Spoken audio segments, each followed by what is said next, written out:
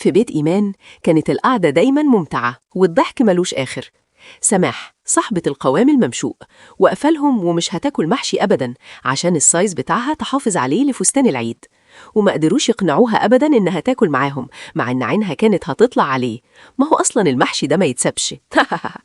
وبعدها إيمان وعايشة وأماني وسماح قرروا ينزلوا يتمشوا شوية في الشارع، وهم ماشيين طلع عليهم كلب بلدي أليف. سماح اللي بتخاف جدا اتسمرت مكانها. هنا إيمان قررت تعمل فيها مقلب العمر، شاورت للكلب وقالت له بكل ثقة: بص يا كابتن، سماح اهي، يلا. المفاجأة إن الكلب كأنه فهم الإشارة وساب الكل وراح جري على سماح وهو بيهز ديله بحماس عشان يلعب معاها.